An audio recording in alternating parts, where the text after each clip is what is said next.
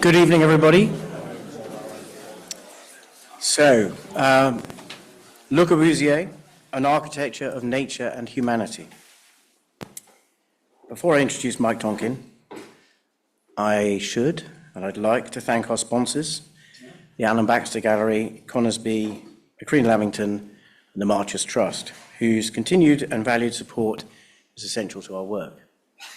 Now, Mike Tonkin. Bit of a history. Mike qualified as an architect in 1989. In the same year, he established his practice. Prior to that, he studied at Leeds Polytechnic and the Royal College of Art, graduating in 1986. Since then, prompted by his interest in nature, Mike qualified as a landscape architect in 2014. And you did a PhD as well, didn't you? Which has disappeared from my copy, but was there in the introduction online. You started practicing in Hong Kong and then London and co-founded Tonkin Liu with Anna Liu, who's here tonight too, in 2002. And what we didn't say on the blurb was just a little bit about their work. I think it's paradigmatic, it's radical, it's extraordinary. Projects like Singing Ringing Tree, shortlisted for Stephen Lawrence in 2007, the Water Tower House, which then won it in 2021, the rather extraordinary and very petite swing bridge at Crystal Palace, which some of you may have even crossed, which is inspired by the dinosaurs that surround it, and soon to come, York Minster Centre of Excellence. Is that finished? Finished. Mike has taught for many years with a particular interest in storytelling, a decade at the University of Bath, a unit master at the Architectural Association, and also at the University of Westminster. He's been an external examiner at UCL and a long-standing visiting critic. Here we are. He completed his PhD in engineering at the University of Bath and is currently a visiting professor at Manchester School of Architecture. Now, Mike on Corb. So these are sort of, well, they're kind of Mike's words, I guess, but I'm going to say some of them and then you can repeat them. As a wandering observer seeking first-hand experience, he spent many years of his life traveling and photographing nature and people in places around the world. This has created a body of knowledge informing the storytelling approach in the work undertaken by their practice. His collection of photographs spans over 50 years. You must have started as a youth, yes, and encompasses a diverse range of architects. In his words, to visit Le Corbusier's buildings and to surrender to their idiosyncratic charm is to venture into his magnificent play of form in light. Many of the photographs depict repeat visits to his buildings in varying states of repair and different qualities of light. Tonight, Mike has made a selection of buildings by Le Corbusier from Europe, South America, and India. They will be presented as journeys of discovery, focusing on the relationship between nature and humanity. Thank you, Mike. Over to you. Thank you, Simon. I don't have to say what I'm going to say because you've already said what I'm going to say, so I'm just going to say it. Taking pictures has been a kind of part of my life since I was 14. My dad was an engineer, but a photographer as well, and there was a dark room at home, and I started taking slides at 14, and this artwork has 12,914 slides inside it, and it weighs 50 kilograms, and it took 50 years. So it's just a sort of, but that's not all of them. I'm going to show you some of them. But I'm going to do it by showing you on a journey through Le Corbusier's project. So in a way, we'll just start with a kind of purist work, because it's a good place to start. So first of all, La Roche. I first came here in 1980 as a student, and the painting at the end is kind of out of scale and out of size. It's sort of the size of the room, but it's in the wrong place and it's from the wrong time. So fast forward 45 years and you descend the ramp towards the illuminated light bulb, noticing the tray that catches the condensation from the single glazed windows. You pass through the screen across the bridge that you walked under to come into the space. And you look back up and see the small little jets that let the condensation water out onto the facade. As you see through the facade, you see all of the different layers. You see up and you see down. And you arrive at a painting in the dining room. So this painting is from 1922. It's by Le Corbusier, and he called it Still Life with Lanterns. I can't see any lanterns in the painting, but there's a few of them in the room, industrial light fittings. And what is important about the painting is, I think, is that a series of kind of forms and transparency, and there's a kind of open door, and things are coming forward and backwards in space. And you turn around, and that's what you see. You're in the dining room. The table has been covered in a sheet of glass to protect the hardwood surface. There's an open door. You see through a ribbon window to the window that punctures into the studio, and then you see deeper space into the trees behind that are kind of filling the small niche that's in the plan, and then you're seeing the kind of reflections in the table.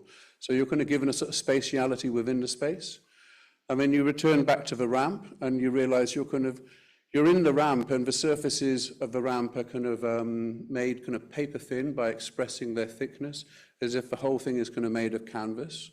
So the space is becoming kind of painterly, and you arrive back up where I was 40 years ago or 45 years ago, and you're going to realize you're in the painting, and you're looking at nature, and nature, the tree in the front garden that you've walked underneath to come in the evening, the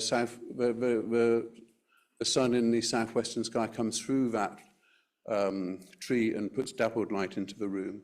So I think in a way I've introduced just the sort of the idea that the work is a piece of art, and the client was cross with Le Corbusier because he commissioned this house to be for his paintings, and he realized then that actually the house was the painting.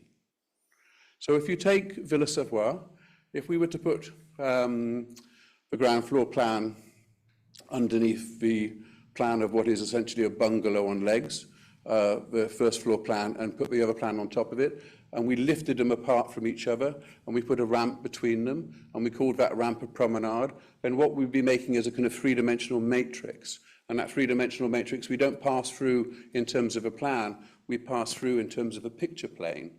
So what I'm going to show you is the kind of picture plane moving forwards. People move through space with gravity with their feet on the ground, and light generally comes from above, but sometimes light comes from below too. So this is a picture looking up. The volume at the top is the, I think this was taken in 1980 or something. The volume in the top is the solarium on the roof. The volume in the background is the staircase that leads to the roof.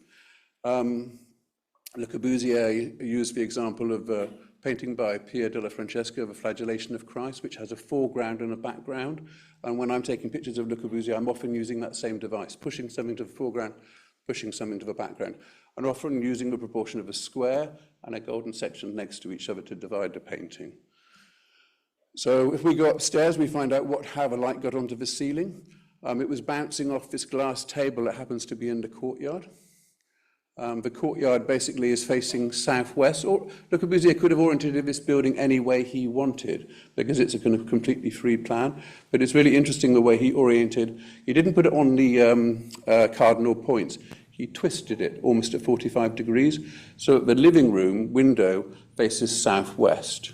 So that's quite interesting. So in the middle, I think the ramp and the stair, they are the architectural promenade, but they're the kind of signifiers of a promenade rather than being the whole promenade itself. Because I think the movement through space is actually the promenade. You're going through a kind of series of layers of space, and those layers of space are very dependent on what's happening with the light and the shadows.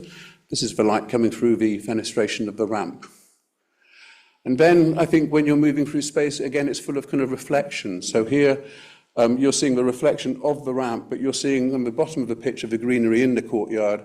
In the middle ground, you're seeing the trees beyond it, and above you're seeing the plants on the balcony, and through there you're seeing the sky beyond the plants on the balcony. So you're always, the section, Le Corbusier talked about the plan as the generator, but the section is the making of space. So I think that's what's happening here. and that's something consistent. And I think when I'm traveling, I always feel like I'm looking for kind of the unseen. And when I suddenly saw Villa Savoye reflected into the trees, I felt like that's it. That's what I'm interested in. That's what I want to find. I want to find that relationship of Le Corbusier with nature. Because in a way, a lot of people criticize this house because actually it's removed from nature, and yet it has its own kind of nature in itself because it kind of integrates the elements into what we're doing. So this is an amazing house in Buenos Aires. Robert is off there next week or something. So. And you have to book. And the section tells us most of the things we need to know. And can you all hear me all right? Is that okay with a microphone? So at the front of the house is basically a doctor's studio. And then there's a space, and then there's the doctor's house. And the site is quite interesting because it has a sort of canted angle at the front, and that canted angle points north. Because we're in Buenos Aires, that's where the sun comes from. And then the back of the house is also a party wall, so it's surrounded by 3 party walls on the side. So it has to make courtyards to get light into the plan. So in the section, you almost see you see a ramp there that almost looks like it's a cone of vision, and funnily enough, it is a cone of vision. And the plan below, that's the level of the doctor's studio, or doctor's practice room. The waiting room is number 4, and his desk is number 9. So, and then I put the other plan of the top floor in just to show you that's the top floor of the living spaces. So I'm going to take you on a journey through that house. So the front of the building, it's next to a kind of classical edifice, which is a sort of proportion of most of the buildings in Buenos Aires, sort of grand scale. So Le Corbusier takes that scale, and planners are always trying to get us to make things line up, and you're resisting, but actually sometimes it's all right. And here it kind of lines up with next door. But what it does really interestingly, it makes the piano noble into an outside room. So the lower 2 floors, what you're looking at there in the screen, so there's so many golden sections in that one thing. I counted 20 before I stopped. So, but so each of those screens in Brise Soleil is a golden section, but also the front door is a golden section that has diminishing sides that lead down to the normal proportion of a door, strangely enough, and you'll see that in the next photograph. So the car goes in and the people come in, and from one particular place here where the hall is, one person can basically watch the front door and watch the doctor's studio. So the waiting room to the doctor's the patient space. So, so here you're going through a journey kind of through white and red, dark red wood and white walls, and you would take a journey past a tree, and you arrive then in the kind of waiting room, which I don't know why I have a picture of boxes on the wall of the waiting room. It seems sort of other thing, but you're related back to the town, so you're in a kind of public side of the house, and you're given some privacy by the kind of etched screens below, and then. When the doctor then leaves his day's work, he goes back down the ramp, past the dappled light on the ramp, back to the hall, past the girl who's sitting in the vestibule there, which is actually the hallway to his house. And that's the position from which that field of vision, that cone of vision is, where the whole building can be controlled. And you're going to flip from the ramp onto the staircase. So here's where one circulation system, the public one, slips into the private one. But the materiality continues, so it's a kind of smooth journey of kind of white and dark wood. And the stairs are made of a kind of beautiful kind of terrazzo-like material that is kind of plastered over the risers and the goings, and has a sort of softness, but it doesn't have it's just made of fines, and has taken a patina over the years, I should imagine.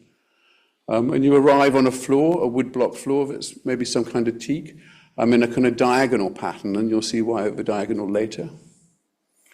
This is the living room, which had a stereophonic player that's been removed, and that leads up to the bedrooms.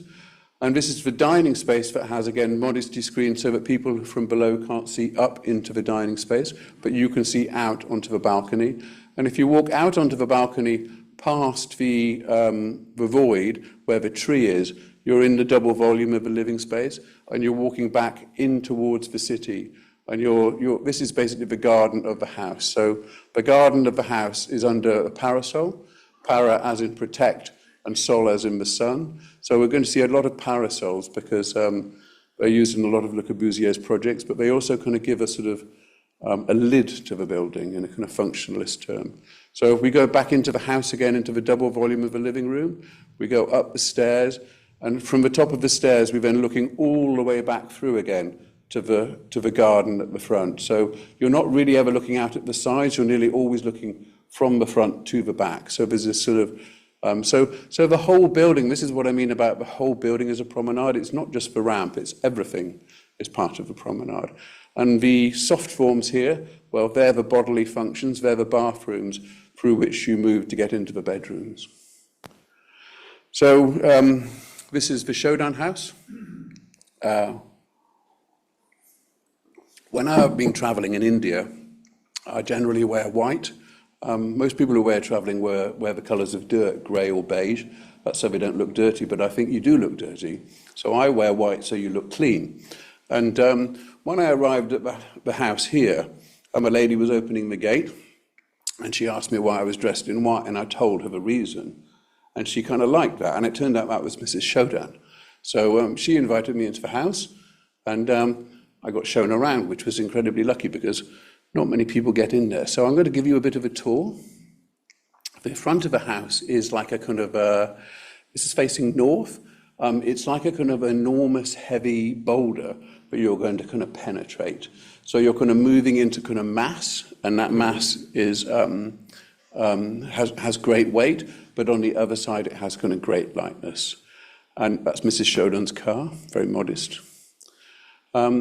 I don't think Le Corbusier ever went to Hampi, but Hampi is where there was a civilization in the 14th century civilization, the Emperor Vijayanagara, and they ruled for 200 years, and they were in a kind of counterpoint to the Mughal Empire in India at the time, and they were much more kind of close to nature, and somehow the kind of play of the frame and the weight of the rock somehow feels like it was pure Corbusier. So I'm sure if Corb had been there, he would have loved it, but it is in the middle of nowhere, so I highly doubt that he got there.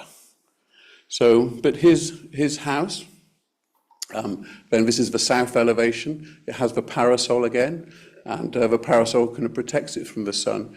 And in a way, the diagram is like the section showed, the first drawing showed, the diagram is like this. It's like this in plan, and it's like this in section. So it's a three-dimensional kind of chessboard in a way, and that three-dimensional chessboard has various pieces so that the breeze can kind of pass through it.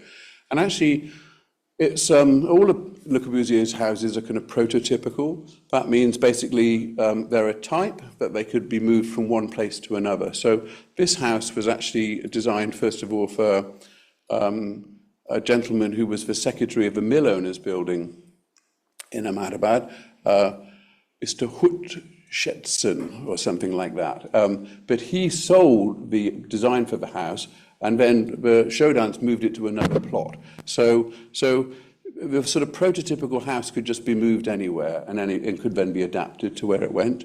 So it was then adapted to become a multi-generational house. So this isn't one house, it's actually 3 different families living inside one cube. So, and they interact. So the section of the house works very well for that, and so does the plan.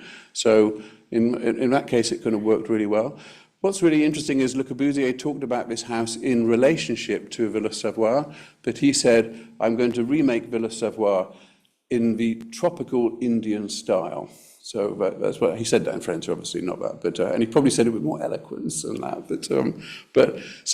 But he was trying to kind of adapt it to the climate. So, but would I say it has the elegance of Villa Savoye? The jury's out on that one. So when my slides get scanned, I've always been a kind of close cropper, because when I was traveling and you take a picture, I'm always aware that each picture costs 50 pence. And so often I would stop and not take the picture because is it worth 50p? Do I need that picture? And quite often I would just stop. And I would have a thing that I always want to use all of the frame. I would go as close as I could and get it as big as I could. And when the slides get scanned, of course, you lose a bit. So getting them back from a scan, it's really annoying because there's loads of spirals of steeples missing and church things, cut off. So I'm sure I could go into AI and put them back again, but I haven't had the time to do that yet. But what's different about this building to Villa Savoye is this building is connected to the ground, and the ground flows in and it flows out. And as you look up through the building, it's far more sculptural than Villa Savoye. And you see up through the sculpture. And if a bit of a critique on it is that actually those sculptural decks aren't always accessible. Sometimes they're just open space. And I'm going to show you the mill owner's building later. And in that case, in that situation, it's not the case. But here, a lot of this space is kind of wasted. So the house opens off the garden, and you enter straight in off the garden for black stone, and the ramp takes you up through the building. But in Villa Savoye, the ramp is full of light, but here there is no light in the ramp, there's no skylight, and there's no lights to the side. So actually, it doesn't have the kind of appeal, or the kind of journey isn't punctuated by light. I always like the idea that light should guide the way, and here that doesn't happen. But that diagram I talked about is repeated, and that repeated pattern happens in quite a lot of places in the house. And also the sort of boulder-like shapes relating to the landscape I showed you before. They happen. That's part of the living room, and that's part of the dining room. And then this is another house, which I think is far more successful. And this is for a Sarabhai family. And Mrs. Sarabhai commissioned this house. And the Sarabhais are Jains. And Jains have a much closer relationship to nature. So it's a very different kind of, they wanted a very different kind of house. And similar to the Shodan house, the kitchen, Indian food is very fragrant, as we know. And so and also very hot to cook. So you generally move the kitchen out of the building. And that's what's happened here, as in the Shodan house. So the kitchen wing is at the back, and that's where the cars are. And then there are two parts to the house. There's a shift in the plan. Mrs. Shodan lives in the bit left, and her two sons lived in the part right. The house is basically oriented. The most important thing on this page is, you see the north point at the bottom, that's important, but actually the arrow at the top is W, that's the wind. So this building is oriented into the direction of the wind. So these sort of narrow bands run in the direction of the wind, and so that the breeze can kind of run through the house. So this is a wall that subdivides the mother's part of the house to the son's part of the house, and that steep staircase is for children to climb to get to the slide that leads down into the pool. The first floor is where the kind of bedrooms are, and the lower floor is where the living space is, and some sleeping space. This is built in a kind of, when I take you inside, you'll see, it's built as a Catalan vault, so there's about 10 Le Corbusier projects that are built with Catalan vaults, and in this one, in this case, the end of the vault is kind of squared off, and that, by squaring it off, the air doesn't penetrate all the way through. And also in really early versions of this house, it was about 1 meter higher. So actually, when you're there, it's quite dark, and it's quite claustrophobic, but it is reasonably cool, because in India, you keep the light out to keep the heat out, but you want the air to flow through. And when it rains, because it rains torrentially, in Ahmedabad, which both of these buildings are in, it has kind of torrential monsoon and great heat in the summer. So those are the two things you're really having to deal with. The building is load-bearing brick, and where it's not load-bearing, it's generally fenestrated in a slightly different way. Here you see the back of the house and the upper floor part of it, and you can see where it's failing slightly at the back door there. You put doors opposite each other because you want the breeze to flow through them, and that's an important thing in Asia. So Chandigarh, a bit of a change of scale. In Chandigarh, when you arrive at the bus stop, I met this man. His name is Narinder Singh, and he meets people in the bus station, and he then shows them around Chandigarh. And I went to his house for dinner, and he works in the secretariat, so he can get you into the buildings.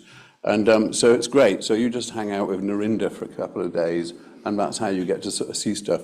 And I Googled him just before I came, actually, to find out if he's still around, because His payment was stamps. You paid him in stamps, and his son had a big stamp collection. And actually, my dad grew up in India, and he has a great stamp collection. So if he's still alive, I'm going to take him my dad's stamp collection. So, but he's quite old by now, I think. So, but he stood in front of the High Court, and his boss, that's his boss next to him there, and the man in the background, that's his boss's bodyguard, and they allowed me to kind of walk through the Secretariat building, but I was accompanied by him, and I wasn't allowed to take any photographs. So, and that's quite often the case. You're not allowed to take pictures. One reason why you wouldn't want to take any pictures because it's chaos, absolute chaos. Every room is full of paper. Every room is kind of out of control bureaucracy. So it's kind of quite amazing. But the boss man was quite funny. He was very shouty. So let's look at the buildings a little bit. So this is the Assembly building, and there's two chambers. There's the People's Chamber and then the Upper Council. The Upper Council are in the pyramid, and the people are in the large hyperparaboloid. And that faces south, whereas the whole of the rest of the plan is skewed again to the southwest, which is a curious thing. Maybe someone else knows why that is, because I couldn't find that out anywhere. So, and the front of it has this long kind of peristyle in a way, with perforations to let the wind through. And there's water in front of it. But I took this against the grass because I think if there's anything wrong with Chandigarh, it's the sheer scale, and there's not enough nature. And that first picture I showed you with Narinda, that sort of sea of concrete, the heat is unbelievable, and the last thing you really want is concrete. So more greenery would be great, but actually the city of Chandigarh now apparently is one of the greenest cities in India, and apparently it's the second most popular city in India to live in. So it's become a kind of revelation, really. So this is the High Court, and those ramps in the background. This is a pretty crappy camera. This is a Pentax MX, and with just a 35mm. I never had great cameras. Like I said, I'm not a photographer. I'm just an observer. And but what it doesn't show is the ramp in the background, and how the ramp takes you up to the level of the courts are basically lined up one by one, and the High Court is behind us. And there's one of the judges' cars. The judges park their car in front, and the judges' cars have a little screen on, a windscreen like this. And it's funny because the building does too. The building kind of leans, this building faces the setting sun, and the building's kind of lean towards the setting sun. The space that's kind of leaning forward, that's where the admin is, and the space below the Brise Soleil, that's where the courts are lined up in a row. And the soft forms of these are very much akin to the kind of soft forms of Mughlai India. And this is the kind of Secretariat, you can see on the sort of the symbol of the eagle symbol on the roof there. Corbusier loved the symbol of eagle and saw himself in that guise, I think. And then the governor's office is the bit that protrudes out, also with the symbol of the eagle. And you'll see a moped there, and behind that moped is a car. And I showed that to a friend who's over from Ahmedabad, and I said, actually, I wasn't sure, because when I looked at these pictures, I hadn't looked at them for 35 years, and I wasn't sure they were mine because they looked too old. So I put them into Google just to check, because you can do that. And of course there was nothing like it. But the clue for me that maybe they could be mine was the car behind the motorbike there. And our friend Riaz said that is a Hindustani Contessa. And that was the equivalent of a Vauxhall Victor in England, and it was modelled on the Opel Record. So he said that was a car that was very popular with government officials, and it was known as the Indian Benz. So here's the plan of Ronchon. I'm only going to show you two pictures of Ronchon, because I'm sure you've all been there. But what happened to me was, when I was a student, I bought a camper van, and I wanted to see all of the architecture of Europe. So I did the whole of Europe, and I even drove to Russia. I wanted to see Aalto's library at Vipuri, and I got a permit to drive into Russia. And I drove up to a building, and it's a ruin. And then I got shown out by by a man with a Luger who told me, who got the Luger out and said, you can't be here, you know, you have to get back in your van and leave straight away. But so I had lots of travels in my camper van, but this was one of the first places I went when I got the camper van, because it was it's a pilgrimage site. So when I arrived, I'm coming in the camper van, you can see Ronchamp on the top of the hill, and it looks fantastic. It's a sort of white glowing edifice with the sun coming onto it. And as I approach and get out of the van, the most amazing kind of thunderstorm starts. So I'm run up in the thunderstorm because I think I might as well just go up anyway. And of course I get absolutely soaked. And as I pass here, you come up from the south and you come around this face for west, and then you come in from the north. And as I came round, both nostrils are streaming. And one of them, there are three objects in this water butt. The Holy Trinity is kind of displayed several times in Ronchamp, and one of them, the cone, the round drum, is hollow and the water goes into it and goes to a tank underneath, but the other two are solid and the water is kept at sort of surface level. So that's a kind of, I only found that out when I was looking in, all the pictures I'm showing you are from the complete works, and that's one of the strange details in the complete works, the plan of the rainwater hopper. So I'm absolutely soaked. I presume, you know, because I haven't seen a single soul, that the place is empty. Run round the corner, push the door open, you know, run in very noisily, and it's absolutely packed full of kind of soggy pilgrims who'd obviously been drenched just slightly before I arrived. But you're not allowed to take any photographs. And everyone's just standing there in silence, which is really beautiful. But actually the storm passed quite quickly, and as soon as the storm came, there's a Virgin Mary in a square box above the altar, and the Virgin Mary is illuminated from the east, and so I kind of ran to the outside, and the rising sun was turned into a square of light in the eastern facade, and that constellation around it, I traced that constellation, and I put that into ChatGPT. And said, what constellation is this?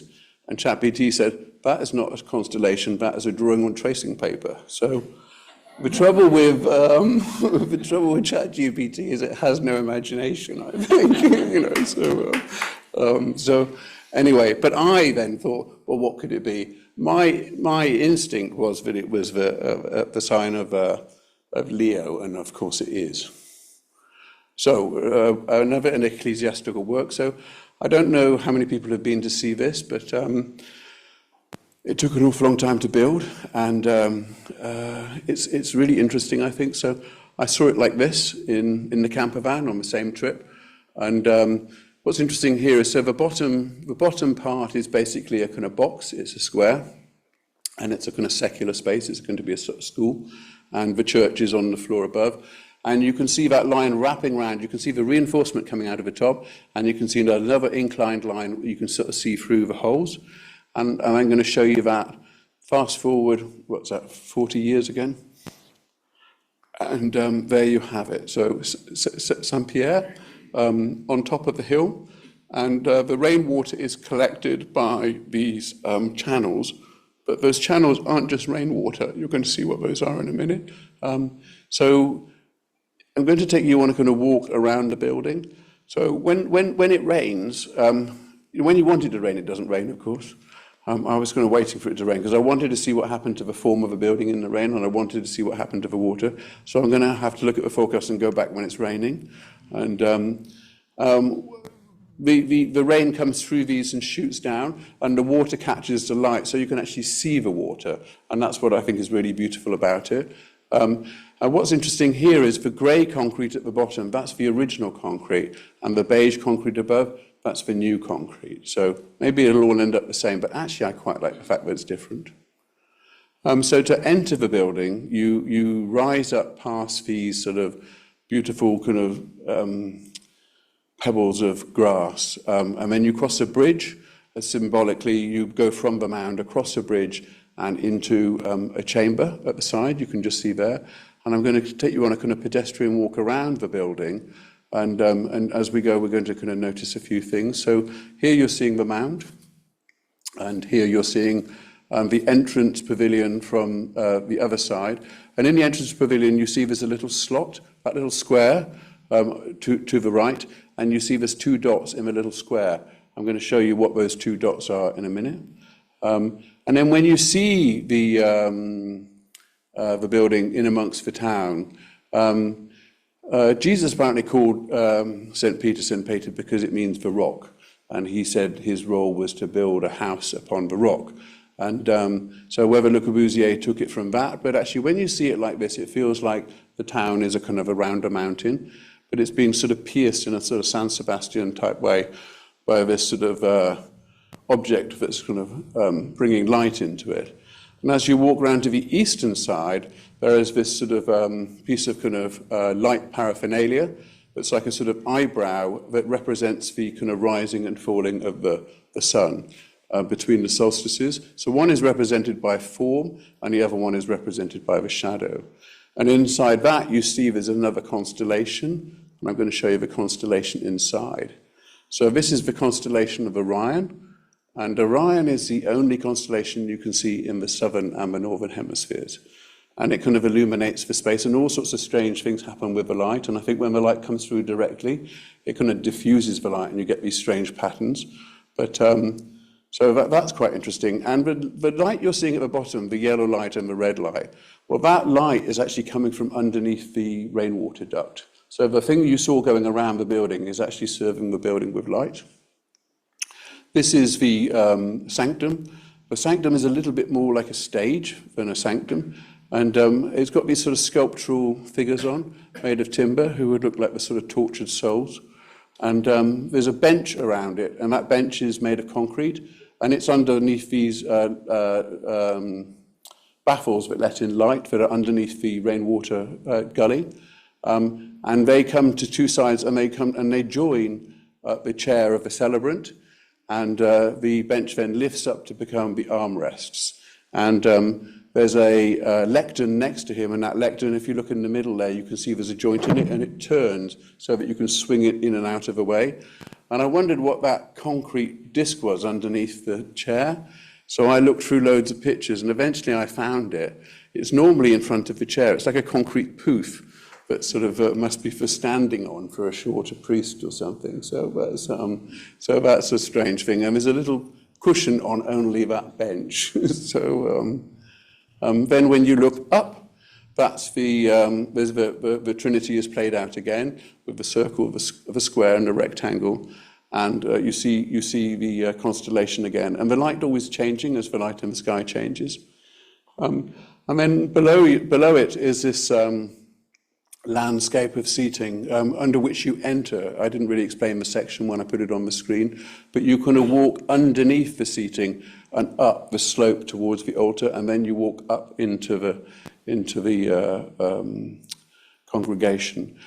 The metal balustrade is a mistake in Chandigarh, in the assembly building. He just brought the walls up, which is a much better resolution of that, because there's one too many kind of language and materials going on here. So you look down onto the sanctum, where you'll see Anna taking a picture of the benches. And the benches somehow are like almost characters kneeling. And they're quite beautiful. They're just supported by 2 uprights, and they span between them. And to sit on them is great. They're really, really comfortable. But one good bench leads to another, and here's the bench in the entrance hall. So I pointed out what that slot was on the outside there. Well, that slot is a slot to let light in, and the two chocks in the slot come through, and they hold the bench up. The bench is quite high, and having a high bench is good for old people. And I imagined a little old lady sat here with her legs dangling in the air, elevated above the ground, a sort of levitation before the Mass. So that is basically Le Corbusier kind of playing a trick with light. And this, in the school downstairs, there was a lot of art by children, maybe 6s and 7s, something like that. And this one, obviously he did that from memory. So, and I think he's got Michel here, I think, has a good future, because I think he got the shape right, you know. It should have been a circle on the top, and it should have been a square at the bottom, and it should have been a hyperparaboloid between them. Unfortunately, the shape is not bad. It's a radius and a straight and a radius and a straight, and actually is a little bit ugly, in my opinion. So, not to be too judgmental now. To go to Paris again. In the Maison de Brazil, it's basically accommodation for Brazilian students. The ground floor plan at the bottom is where the director lives. In the back is the kind of entertainment and the lounge and the space for the students. And the kind of free form of the plan is directly in contrast to the structure above, which is incredibly kind of brutal and is held up by these enormous columns and a megalithic kind of structure. And you come in through the sinusoidal path. So this is from kind of the 1980s again. I mean, this is from last year. And you can see Le Corbusier talked about the colours would fade, and he was right, the colours have kind of faded, but they've been kind of rejuvenated, and the whole building's been renovated, and is really quite wonderful. The contrast between the kind of soft forms and the kind of brutal forms of the kind of block are quite amazing. So this is when you come into the undercroft, which environmentally is separated from the upper part, and has a series of sort of curvilinear forms. It's unfortunate in quite a lot of Le Corbusier's there's art, and I'm sure Le Corbusier would have been furious by that. But and this is friend Matthew, who was just dressed in exactly the right colours to be in my photographs. So when you come round the back, this is how you enter. The sort of Corb talked about the colours of Brazil, and those colours of Brazil kind of mark the key things. So that's the light coming down into the basement, and the light going up into the stairwell. And then as you come round, that yellow and green appear again, but also with kind of red with blue. So this is the light going into the lounge. And Le Corbusier here used the sort of black reflective floor, a bit like Geoffrey Bower does, to kind of bring the colour towards you. So the whole thing becomes kind of drenched in colour, not just where it is, but the reflective floor dynamizes the space. And then to Laterette. So Laterette, just to say something a little bit about the plan. So the church is on the left there, and the cruciform plan is what they call on this plan the conduit, which I prefer to corridor. And that conduit leads out to the south there. And then on the plan next to it are the monks' rooms in a kind of in a U around a courtyard, which is very traditional in a Dominican monastery. So if you go by foot, you can walk up from Le Bray and you can walk through this field. And I don't know how they got the yellow daffodils on one side and the white daffodils on the other, but it tells you something about what this building, the complexity of this building. This building, part of it is rooted in the ground, that's for church, and part of it is floating above the ground. And maybe I can just tell you one.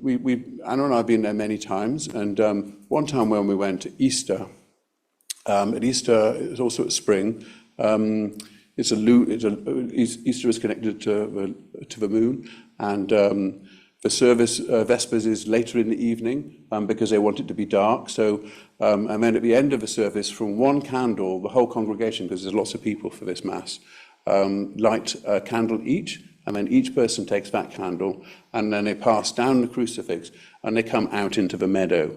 So they walk out into this meadow here, and the whole meadow is just full of people stood on their own with the candle, and eventually then people kind of move into huddles, and then the lights start to come on in the monk's room as people kind of come back into the space. So, and when you go back into the monk's room, this is a novice's room, and I'm not sure if that's a larder or a shrine on the wall there, but the monk's room is just this wide. It's 1.83, and when you progress to be one of the fathers, then your room expands by, I think, 500 mil. So, and if you're the prior, you get 2 rooms. And then the facade is stone embedded in concrete, and underneath there's a grill, so the cool air can pass through the grill. And if you get up onto the roof, which we were lucky enough to do on a few occasions, the roof is quite high. It's because they wanted to have some peace for the monks who want to have contemplation up there. you walk around the roof and you look into the space and you look in or upon the objects of architecture. So it's almost like the cloister is full of architecture.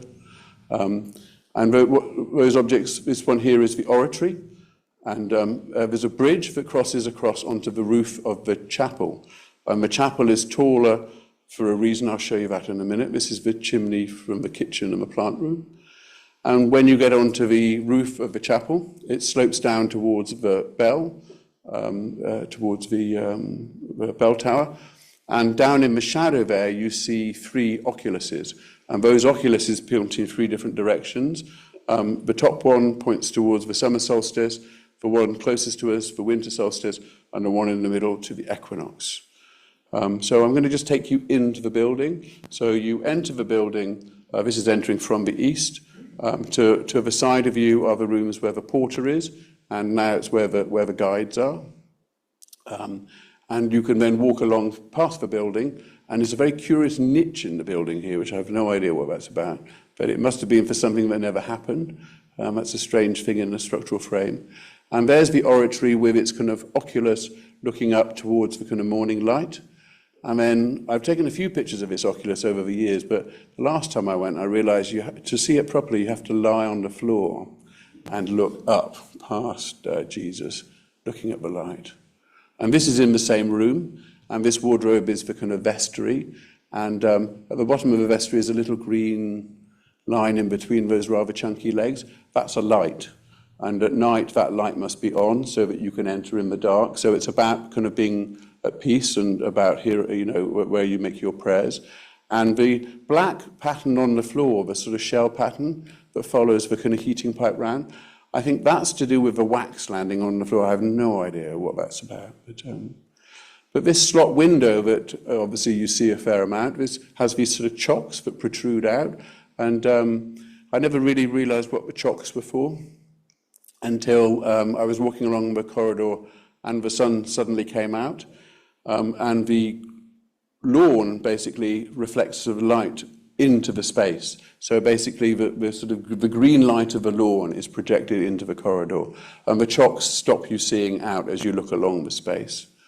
And then, the fenestration of the conduit is very famous. Xenakis's Fibonacci series mullions with the metal glazing bars at different angles. And they do all sorts of things. Here, you're seeing a shadow of one catching the light and the other, and you're seeing into the kind of deep space. And I just thought I'd show you this picture because in a way it shows you the problem. So the building around the outside sits on the stilts, and the building, the conduit itself kind of almost walks through the space on a different kind of structural system.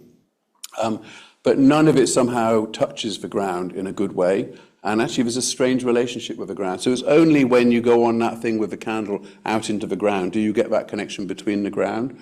But this is a fantastic space for conduit, but as you descend down into the church, you see up on the right there, those light cannons, they let light down into the sacristy, and that's where the monks get robed up. And what you're sort of seeing, but it isn't really showing because maybe the lights are on, is the door. And you pass through the door as a kind of individual. It's a big thick door and it's part of the main door. But when you leave, you all leave together. And that's kind of humanity, I think. The fact that when you enter, it's just you, and when you leave, you're together. And when you enter, you're into a kind of brutal gloom.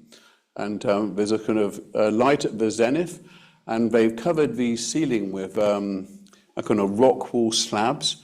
And the rock wall slabs, you can just see it. The rock wall slabs are held on with they're called penny washers in England. I don't know what you call them in French, but they hold the things in place, but they kind of catch the light. So you're seeing the penny watchers catching the light that's coming from the east there. And what's coming from the west here up at the top of the picture is a sort of shaft of light. And that's what I was saying about at the top is this oculus and the strip of light. The lights down below, they're all kind of second-hand daylight that's sort of entering past a colour. So the so the chapel is kind of warmed by that colour. But the light at the top, I've only seen it once or twice happen, but when the sun sets, the roof is lifted up just very slightly like this. So when the sun sets, the sun illuminates the underside of the roof, but it does it for about 3 or 4 minutes, that's all. And then it's kind of gone. So these are the oculuses I talked about.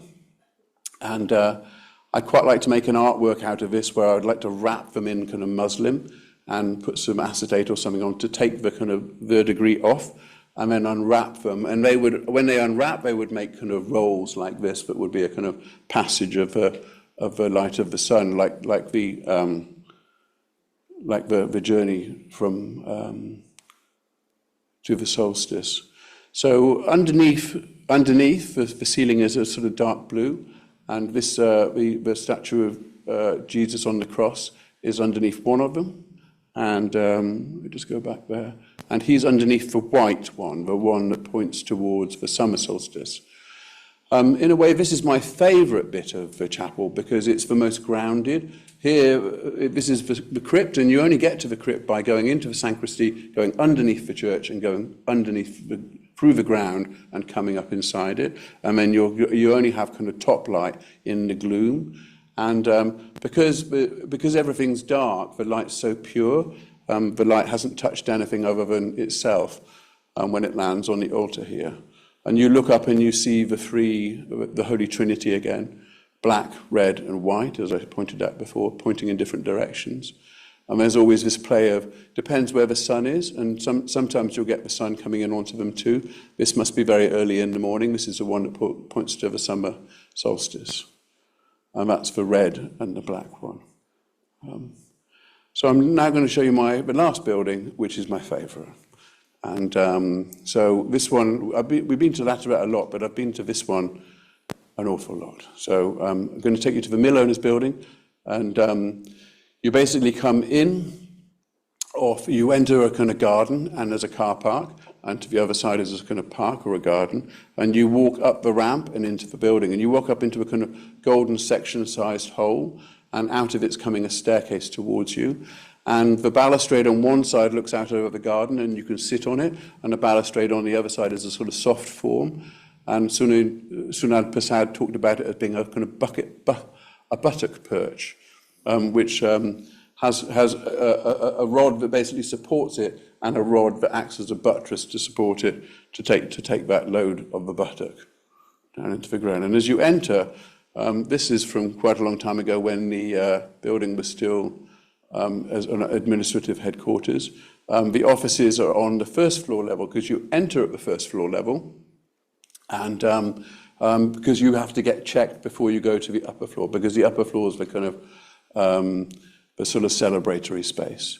And in the bureaucratic level is also the meeting rooms and the conference rooms.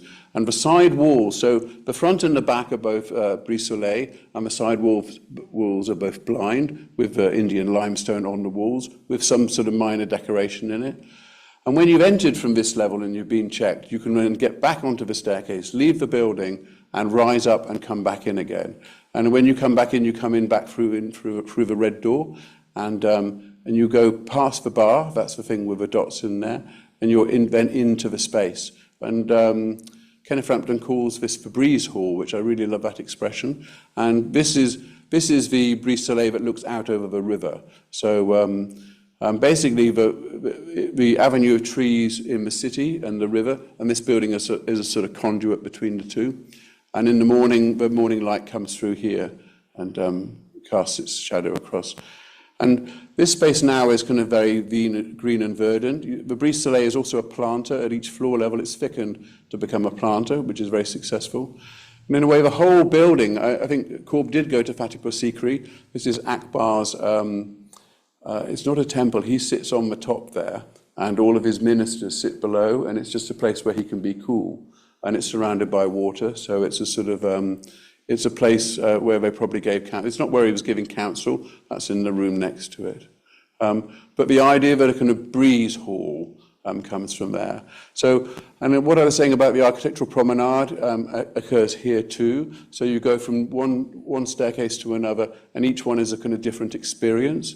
This is the sort of dog leg that cantilevers from the slab and comes up towards you.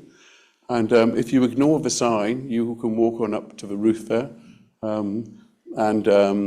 You see the bar with the dots on there. And actually, Anna's up on the top level there, but what's in between, that's a kind of minstrel's gallery. So that's where the band would have been playing. And if you wanted to watch who's coming and going, you'd go and stand on top of the bar. This is on top of the bar, and you could see who was entering and leaving. And when you're there, you can look out over the river. Now, in the 1950s, this river would have been full of textile workers because they did a lot of their work to stay cool. They stayed in the water, apparently, to work the cloth. So and this is in the summer, so the river's dry. But also, you can't see this anymore. When I showed this to Riaz the other day, he said, "Oh, I've never seen it like that." So he's a bit younger than me. So and here's what it was like. So in 1990, when the river's very dry. And this is the morning light entering the chamber. And the chamber is the most important space. And the chamber is basically a meeting place. And the meeting place is where they would hold council and hold awards. And that shaft of light drops down into the space. And that little dot, I think that's me.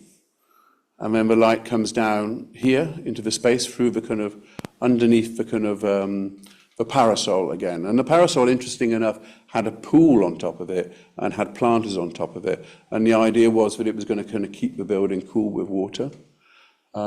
So when you enter the chamber, this is the window where you can kind of see what's happening as you come round the corner and enter the room.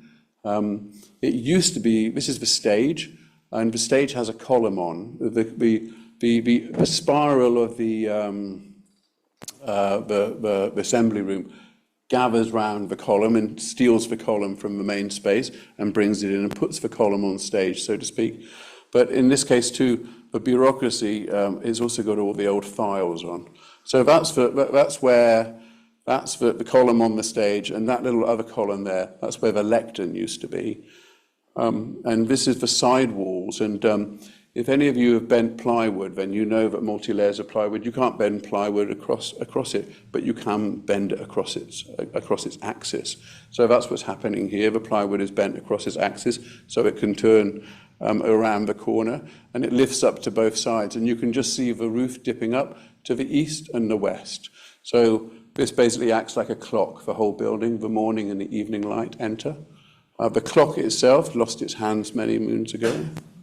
But if you're lucky enough to be there late at night, not late at night, late in the day, because actually it's quite difficult to get in. They're quite fussy sometimes. So again, going in with the people from SEPT for university has been useful. So this is one of the porters there who actually let us in. So this is when it wasn't green. I've seen it quite a few times, like I said, and so I've seen it in kind of complete decay, and I've seen it sort of coming back to life. But I'm stood where the sun is, and I'm looking into the building. So the brise soleil is actually, it's pointed towards the direction of the breeze, but that happens to be where the sun sets. So actually the setting sun is allowed into the building, so you get these fantastic shadows cast on the forms. So here you are in the breeze hall on the minstrel's gallery, looking down at where you entered. Here is on top of the bar, the best place to stand. And here looking across at the drum of the assembly hall, and the light starting to penetrate into the space. And here, the light coming sort of deeper into the space, and it changes all the time. And because as the Earth is spinning towards the sun, once it's past its zenith and the sun starts to set, it sets much more quickly the closer to the equator you are. And so here, that shaft moves much faster than it does here, or much, much faster than it would in Scandinavia. So here, the shaft went in the lift at one point. I was trying to get the shaft of light in the lift, and I missed it because it's very quick. But the shaft also will move round the corner and direct you into the room. Now here, if I was in the right place at the right time, and I waited, those two lines of light would move into one arc and would be a kind of inverse of Le Corbusier's line of light from the daily path of the sun, and it would join together in a big smile. Thank you.